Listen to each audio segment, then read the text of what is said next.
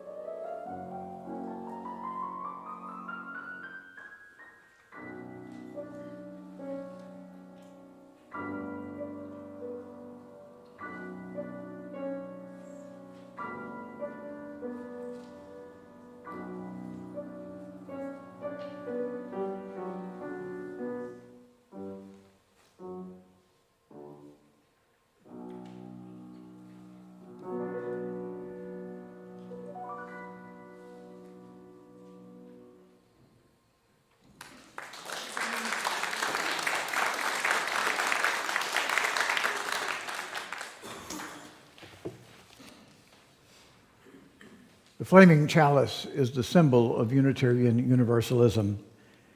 We light the chalice to signify that we are entering sacred space. May this flame spark curiosity in the eyes of our children, kindle the fire of commitment in our grown-ups, and warm the spirits and bodies of us older folks. Please rise in body or spirit for our opening hymn, number 1010 in the teal hymnal, and remain standing for our congregational covenant.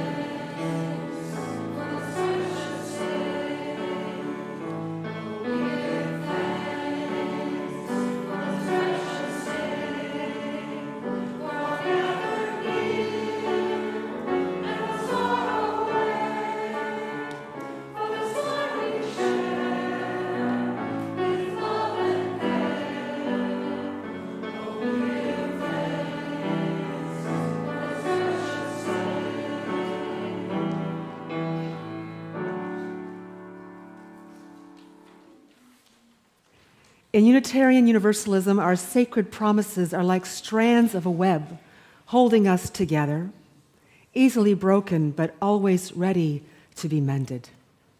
Please join me in reading the covenant of this congregation as you are willing and able. As a free congregation, we promise to one another our mutual trust and support. To create beloved community, we promise to be kinder to each other than we have to be, to listen fully to each other with an open mind and heart, to speak responsibly and respectfully, and to find ways to improve our church for all members and friends. Please be seated.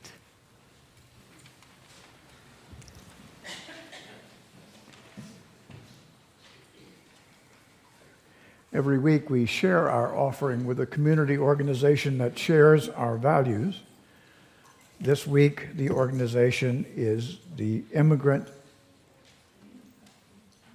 Migrant and Immigrant Community Action Project, a St. Louis-based organization that provides low-income immigrants with low-cost legal services, community organizing, and advocacy.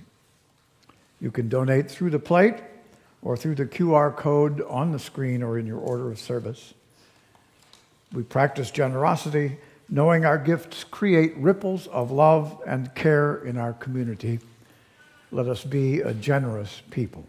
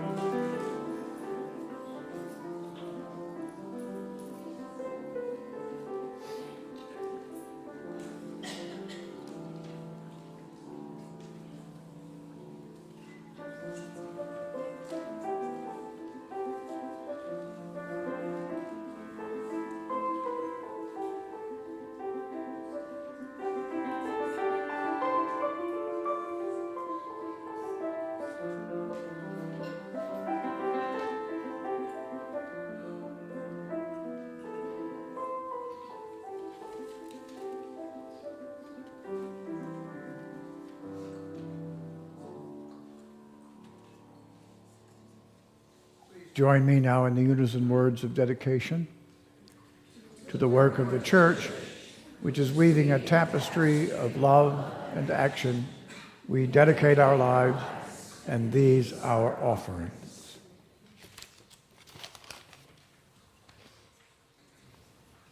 Good morning.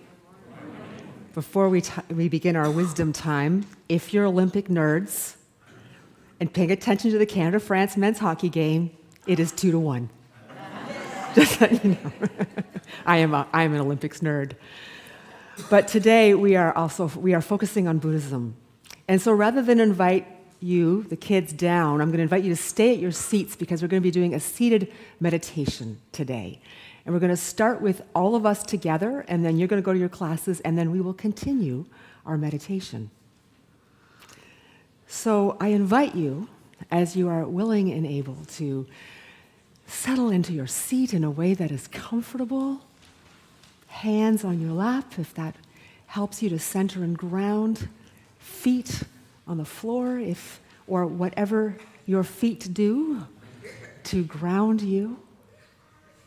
And I invite us to take 3 deep breaths as you are willing and able to bring us fully and present into this moment.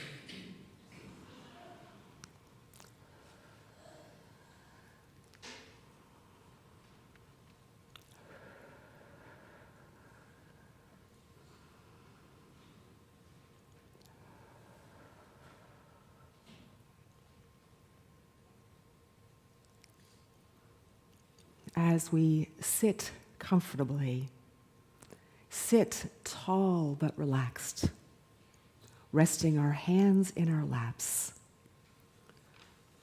Put your hands on your chest.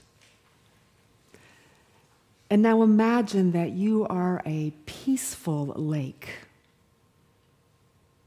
Your water is smooth and calm. You are quiet and steady. Sometimes the weather changes around a lake. Winds blow across the water. Rain makes little splashes. Pebbles might fall in and create ripples. Waves may form. But deep down, at the bottom of the lake, the water is still calm and quiet. Take a slow breath in and breathe out. Now place one hand on your heart.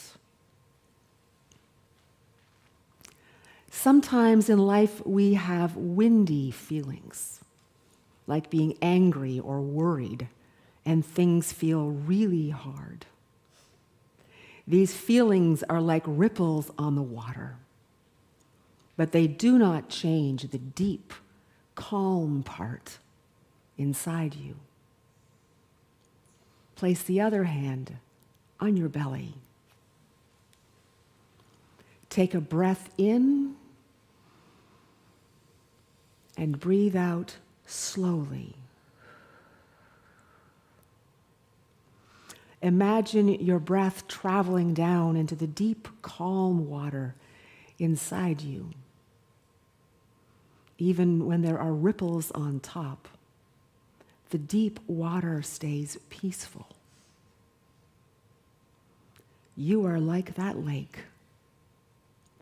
Quietly say in your mind, I have calm inside me. My feelings will settle. I can stay steady. Take one last slow breath in and gently let it go. When you're ready, wiggle your fingers and your toes and open your eyes.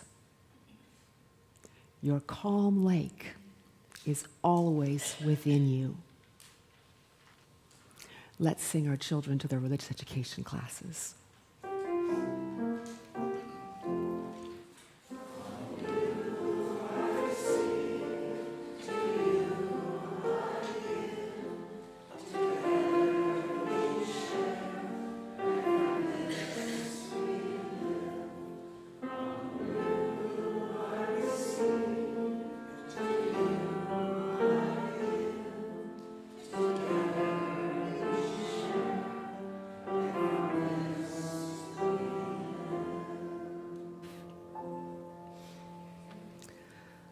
Let us continue our meditation. This meditation is by Kimberly Bayer Nelson. Let us once again put one hand on our heart, the other on our belly, and breathe in and out. And in and out. And in and out. And place your hand like a lotus flower on your lap. This is how we are called.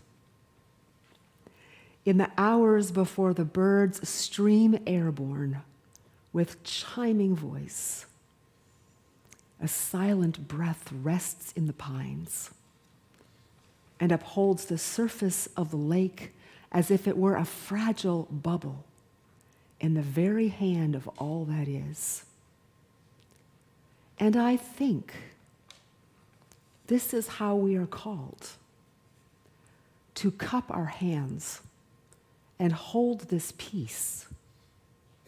Even when the sirens begin, even when sorrow cries out, old and gnarled, even when words grow fangs and rend.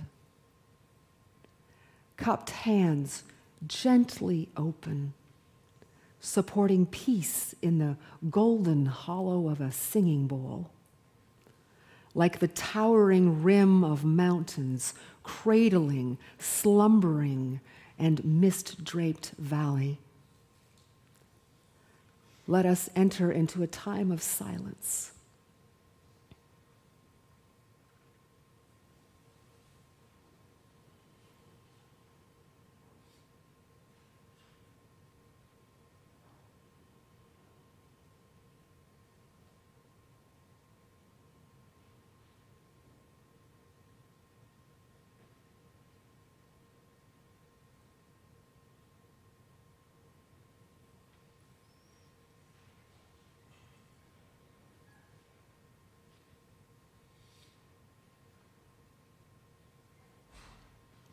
Let us speak the names of those we would hold in our love and care.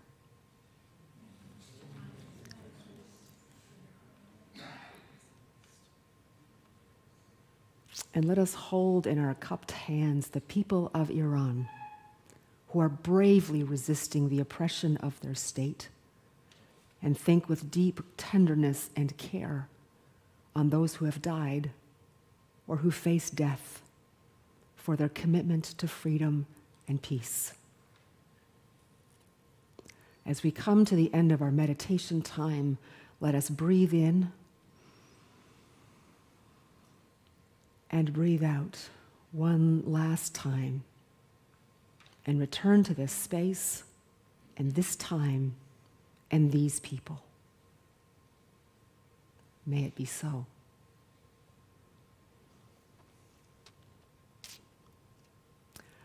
Let us stay seated for our meditative hymn, What Wondrous Love Is This?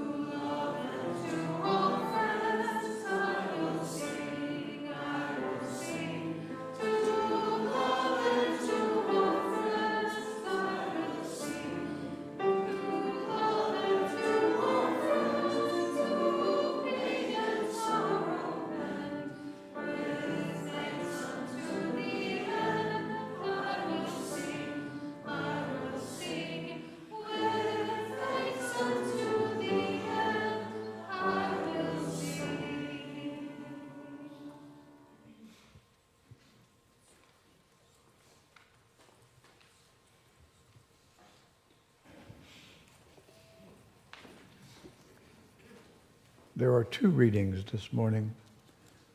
The first is a beautiful poem by Wendell Berry called The Peace of Wild Things.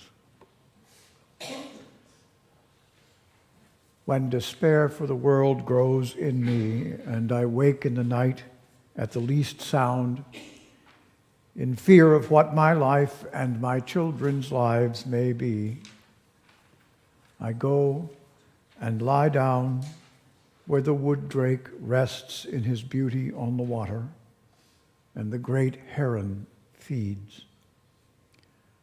I come into the peace of wild things who do not tax their lives with forethought of grief.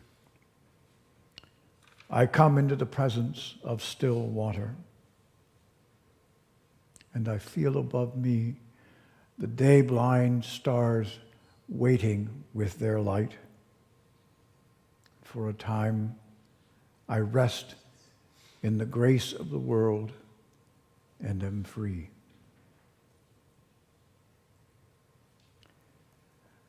The second poem this morning is by the Japanese poet Kamo no Komei.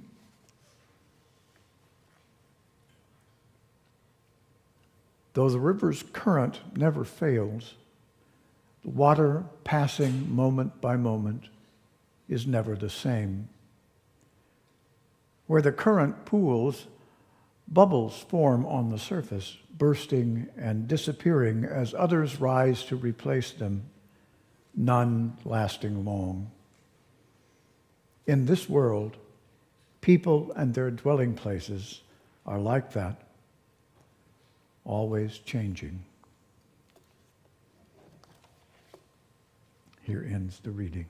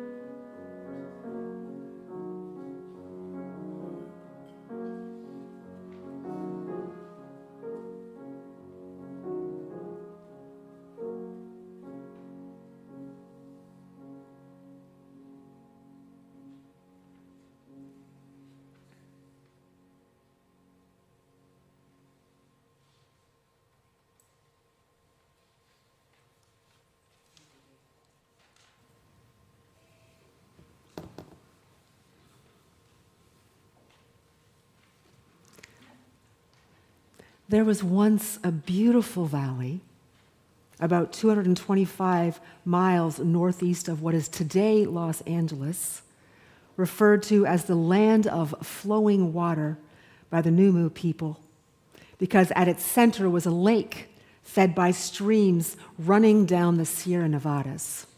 And this land of flowing water was lush and vibrant, and the soil was rich and fertile because of the sustainable farming practices of the Numu people. But when white settlers arrived in the late 1800s, the mid-1800s, and the Numu and their neighbors, the Shoshone, were forcibly removed, the valley was renamed Owens Valley. Most of the streams feeding the lake were diverted to Los Angeles, which was growing rapidly. And by 1926, Owens Lake had become a toxic, dry bed. This remains, to this day, the largest source of dust pollution in North America. After Pearl Harbor was bombed by Japan in 1941, President Roosevelt issued Order 9066, which identified Japanese Americans as a security threat to the United States. Their homes and businesses were seized, their bank accounts frozen, and they were forcibly relocated to internment camps around the country. Owens Valley was chosen as the site of the Manzanar internment camp, which would contain the people removed from Los Angeles. The arrests began in March, and the Buddhists were taken first, especially the priests, because they were considered more suspicious and potentially disloyal, and as leaders had power that they feared. Today, we are continuing with our theme of embodying resilience. Resilience is the ability to recover your grounding in the face of disappointment, despair, injustice, cruelty, loss, all the things that can make life hard, overwhelming, and lead us to doubt our ability to persevere. We began with a focus on individual resilience. Last week, we shifted to collective resilience in the face of systemic oppression. And today, we are exploring resilience through the lens of Buddhism. In Unitarian Universalism, we believe that there is truth and wisdom in all religions. No one has cornered the market on the ultimate story and the ultimate truth. And although Unitarianism and Universalism began solidly within liberal Protestant Christianity, part of our religious practice is to open ourselves to the truths of other faiths and be changed by them. Our kids learn about different religions from an early age. We take them on field trips to different houses of worship when they get older. As adults, those of us who did not grow up Unitarian Universalists are welcome to carry aspects of our faith of origin, if we wish, into our practice of Unitarian Universalism, or adopt others, bringing them all into this faith. And Buddhism has had a profound influence on Unitarian Universalism because of its emphasis on experiential practice, mindfulness, and compassion. A quarter of Unitarian Universalists draw on Buddhism as a spiritual influence, including many of you in this room. So let's go back to our story about the Manzanar internment camp in light of the deep respect we have in this faith for Buddhism. The first internees, most of whom were Buddhist, were supposed to finish building the camp by June. But it wasn't. Of course, the supplies did not arrive on time. The tools did not arrive on time. But the camp was opened anyways, and people flooded into a camp unready to receive them. And there was horrible overcrowding, water and sewage problems with high E. coli levels leading to dysentery. The buildings were drafty and let in the toxic dust, setting the stage for severe respiratory problems that many of those residents would carry the rest of their lives. The buildings were hot in the summer and freezing in the winter. Like so many peoples before them, indigenous people removed for white settlement, black enslaved people imprisoned on plantations, the Jews in concentration camps, the Ukrainians in the Holodomor. The question was first and foremost physical survival, literally staying alive.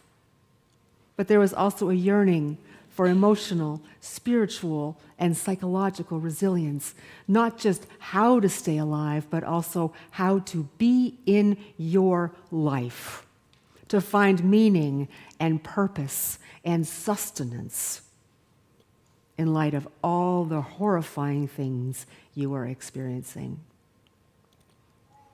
In the Buddhist tradition, there are 5 elements to resilience. First, accepting the reality that change, stress, and suffering are natural parts of human existence. 2, staying mindful and present in the moment to observe your thoughts and emotions and keep them from turning into reactivity. 3, practicing kindness towards yourself and others, which becomes a source of strength to restore emotional balance. 4, letting go of rigid expectations that we are not alone in suffering because everything is connected. So the 5 are accepting reality, staying mindful and present, practicing kindness, letting go of rigid expectations, and recognizing that we are interconnected and that we are not suffering alone. So let's draw on these elements of resistance to appreciate what happened in these camps. There was, of course, the shock and rawness, the grief and anger, the heartbreak and the humiliation of what they had lost and how they had lost it, their homes, their jobs, their businesses, their money. They were imprisoned inside razor wire fences, in awful shelter, with contaminated water, bad food, toxic dust coating everything. They were being treated like they were truly disposable. And accepting this reality, this suffering, did not mean thinking they would be there forever. But they could accept that this was their present. And with a great sense of mindfulness and anchored in a commitment to compassion, the internees at Manazar looked at what was possible for them in this inhospitable place. Freedom was not possible. The recreation of their community as it was not possible for them. It no longer existed. But what could they do as a people with what they had? They chose leaders from amongst themselves and created a council. They began improving things as they could. They used tin lids to keep toxic dust from filtering into buildings. They dug underground spaces to escape the heat. And they pooled the little money they made from their poorly paid jobs to establish the Manzanar Cooperative, which included a grocery store, a salon, a barber shop, a bank, and the community newspaper. They organized schools and created sports leagues. Life was still hard. Things were still, in moments, horrifying, but it became more survivable. And then there was their religion. The Christians worshipped their triune God, while the Buddhists, who were the majority of the camp, built makeshift temples and altars. They met in the mess tent. They celebrated weddings and funerals. The children sang, and they anchored in their practices. They practiced together. And one of their practices was chanting the Nembutsu, which translates as thinking on Buddha. Nembutsu comes from Pure Land Buddhism, which is a common form of Buddhism in Japan. The practice of Nembutsu seems remarkably simple, like many Buddhist meditations do when you first encounter them, but of course they are not. The simplest part is that you chant the same phrase over and over again, and the phrase is Namu Amida Butsu. Namu Abhida Butsu, which translates as, I take refuge in the Buddha of immeasurable life and light. And it expresses a deep respect and surrender to Amida Buddha, symbolizing a call to embrace enlightenment and compassion as it is chanted individually and with others. You can chant the Namu Abhida Butsu throughout your whole day as you prepare breakfast, get your children ready for school, wipe the toxic dust from their bodies, go to work, cook, clean. Think about your survival. You can chant it over and over again. And you can chant it when you meet together in those makeshift temples. And the promise is that when you invoke the name of Amida Buddha with a sincere faith of being reborn in pure land, you can reach pure enlightenment or Buddhahood. And this is not just some future time, some future promise. It's not like traditional Christianity that if you believe the right things and do the right things, you will, in the future, get to heaven, get your reward. This is about immersing yourself in the present moment without rigid expectations of what could come, because especially in this time, you know you cannot hold onto any expectations of what might come, because they will be dashed. But you can immerse yourself, freed of those rigid expectations, into compassion and kindness. The enlightenment is always present. It is a now rather than a maybe in the future. Can you imagine the resilience of the image of pure land when your children struggle with dust in their nose, ears, eyes, and throat, struggling to breathe? Can you imagine the image of pure land as you channel irrigation channels to bring the scarce water into your gardens? Can you imagine devoting yourself to enlightenment when you are imprisoned, working for almost nothing, when anyone can be ripped away from you and taken to another camp? Can you imagine reimagining the ceaseless, burning sunlight of a desert summer as infinite light drawing you into the ultimate oneness? This is not escapism. Chanting the Nembutsu was a way to move through the reality of life at Manzanar, even for a few moments within the great oneness that holds a reality bigger than the suffering of that camp. This is not a resilience striving for strength and renewal and hope. This is a resilience about releasing into strength and renewal and hope through your devotion to kindness and compassion. And this is how many people in the camps did more than just survive. I take refuge in the Amida Buddha of immeasurable light and life. So let's explore this resilience as release in our current time.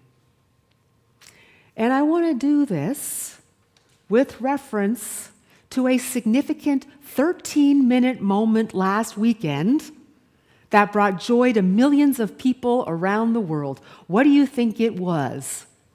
Bad Bunny's halftime show. And by millions, we're looking at 128 million viewers on Sunday evening, 4 billion views on social media in the first 24 hours, and millions more through last week, and it continues. Bad Bunny's halftime show. Yes, let's explore this as resilience, as release, with the 5 elements of the Buddhist understanding of resilience. You think it can be done? Yes. But first, let me dispel a notion that the show was controversial and caused division. The show was not controversial, and it did not cause division, because the controversy was created by those who needed it to be controversial. Those who are attached to recovering a society that never existed. Whose fear and anxiety has separated them from their capacity for compassion and kindness. From these painful attachments Suffering is being rained down on people who represent what they have decided threatens them. So no, in and of itself, there is nothing controversial or divisive about Bad Bunny's halftime show. In fact, it is exactly the opposite. So let's lift up some aspects of the show that resonate with the 5 elements of resilience. This halftime show embraced a reality that is much stronger than anything Homeland Security tries to do to it. It establishes the existence of Spanish-speaking people in the Americas and their right to prosper, to laugh, to dance, to feel joy and connection, to live without accommodating who they are, and to be nothing else than who they are. And if you don't understand Spanish, well, come on, go ahead and learn it. Or at least take the time to find the translation for yourself. We're not spoon-feeding you.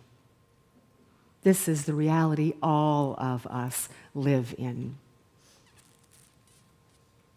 And this reality is not strived for.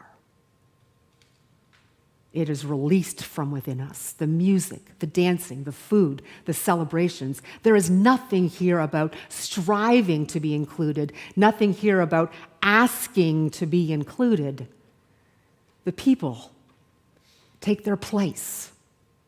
Just as the Japanese Americans of the internment camps took their place.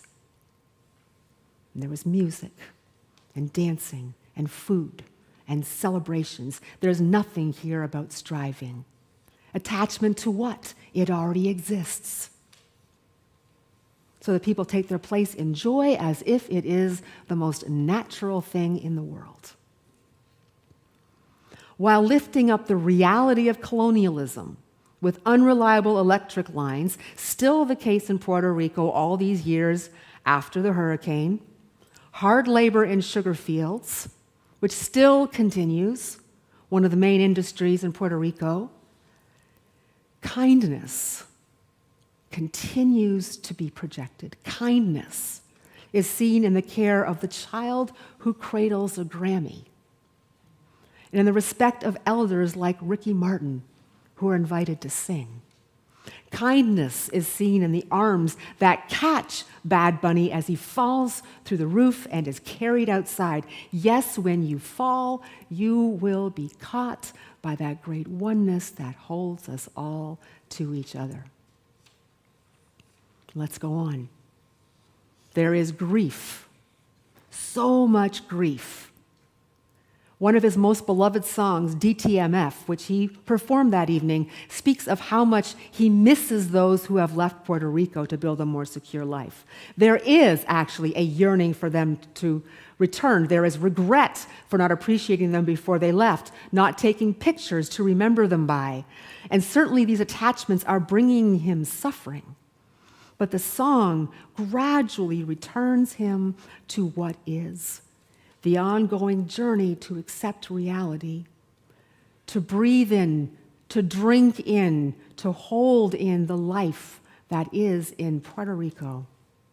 The ongoing journey to accept reality, holding the losses while visiting Grandpa to play dominoes, thanking those who remain, recognizing that they are sharing the loss and will be there together for the things that are truly worth it. There's always a struggle with loss. Buddhism is not about removing loss. It is about finding ways to engage the loss so that you are released from their power. And Baile Inovitable, and I know I pronounced that wrong, he can't get over losing his girlfriend. He doesn't want to dance with anyone else. He doesn't want to love anyone else. But in the next song, he's leaving for New York to have fun with his cousin, and just one shot of rum, and Puerto Rico is so close. Don't worry, he's just going to stay in New York for a bit. He will come home. And while he sings these sorrowful lyrics, the dancing continues, the happiness grows, all the colors of the rainbow are displayed, people are kissing, getting married, holding each other, loving each other, being profoundly kind. Don't worry, Bad Bunny. We've suffered together. and we will always return to our home, return to mindfulness, presence, kindness, and be released into joy. I take refuge in the Amida Buddha of immeasurable light and life. The halftime show transitions into an expanding inclusivity, an expanding interconnection, listing every country from South America, Central America, North America, all are America, all together, all belonging. I take refuge in the Amida Buddha of immeasurable light and life. And finally, Bad Bunny holds a football with the words, "Together we are America." And a billboard projects the message, "The only thing more powerful than hate is love." I take refuge in the Amida Buddha of immeasurable light and life. In 1945, the war ended. The Japanese internment camps were closed, and everyone was sent home. Although they didn't have homes, they didn't have jobs, they didn't have established communities to return to, and still faced tremendous prejudice and hatred. But they had, in the last 3 years, built up a community. And once again, they had everything they needed to build from the ground up. And what emerged was different. After all, a lake, when it is refilled, is still a different lake, is it not? But the rebuilding was informed by a resilience that was released into, not grasped out of desperation. So may we all together, in the joys and traumas of our time, take refuge and release into the Amida Buddha of immeasurable and always interconnected life and light.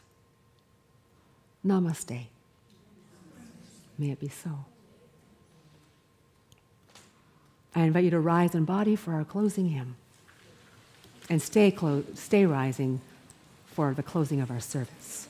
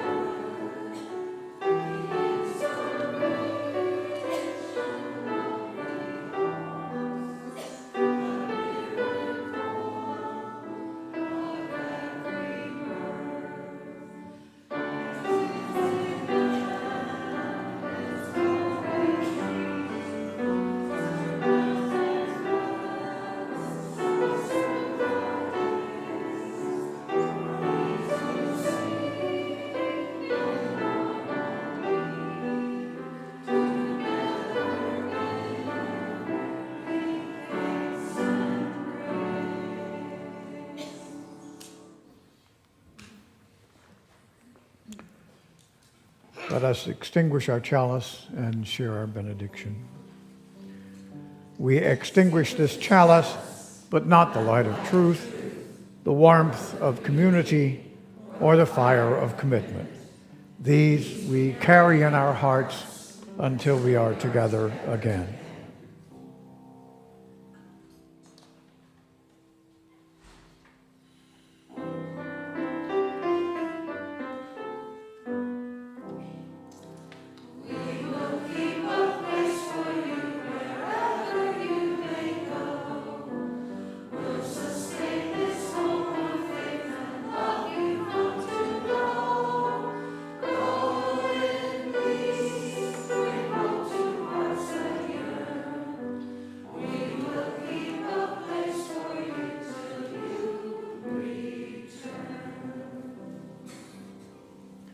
Now may the Spirit of life hold you. May love bless you. And may joy find a place in all your days. Love to you all. Go in peace. Vaya con Dios.